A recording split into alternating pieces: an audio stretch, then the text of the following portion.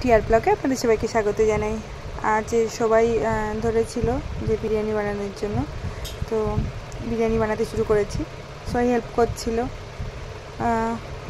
আলুগুলো ফার্স্টে লাল লাল করে ভেজে নিয়েছিলাম হলুদ আর লবণ দিয়ে, ফুড কালারটা ব্যবহার করিনি। তারপর পেঁয়াজগুলো লাল লাল করে ভেজে রেখে দিয়েছিলাম বিরিয়ানির জন্য। এবার মাংসের জন্য তেলের উপর পেঁয়াজ দিলাম। তো পেঁয়াজগুলো ভাজছি, ওদিকে বোন হেল্প করছে, ওদিকে বাইরে মাসি আর ছোটো মামি হাত রান্না করছে ভাতটা। আমাদের গ্যাস ফুরিয়ে গেছিলো, যার জন্য আর অনেক রাত হয়ে যাবে এই গ্যাসটায় রান্না করলে। তারপর মাংসটা কষাতে কষাতে এদিকে জলটা রেডি করছিলাম, গোলাপ জল, কেওড়া জল, সব কিছু রেডি হয়ে গেছে। আমাদের ভাতও হয়ে গেছে।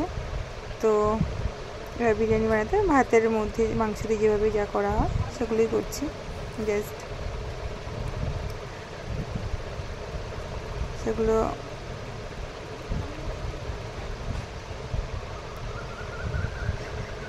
সবাই বলছে যে এইভাবে তো অনেক সময় লাগবে, তো আবার উনুনে বসেই হোক। তো হেল্প করছে, ছোটো মামি হেল্প করছিল, সবাই মিলে আর কি একসাথে বানিয়েছিলাম। গরম ভাত, গরম গরম, প্রায় সাজানো হয়ে গেছে। এবার দম দেওয়ার জন্য বসিয়ে দেব। মাংসটা পুরো কষিয়ে নিয়েছিলাম আগে সুন্দর করে,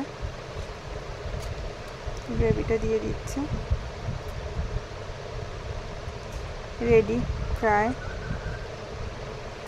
এরপর দেখুন আমরা সবাই খেতে বসে গেছিলাম অনেকক্ষণ পর। ভাইগুলো খুব খিদে পেয়ে গেছিলো, প্রায় 11টা বেজে গেছিলো। তো বোনকে বলছি কেমন হয়েছে, বোন বলছে ভালো হয়েছে। আমরা মেঝেতে সব ভাই বোনগুলো বসছি খেতে, আর ছোটো মাসি দেওয়া থাওয়া করছিল আমাদের। বললাম কেমন হয়েছে বল, তো বোন বলছে খুব সুন্দর হয়েছে। কার কেমন লেগেছে জানি না, আমার ভালো হয়েছে। এতক্ষণ থাকা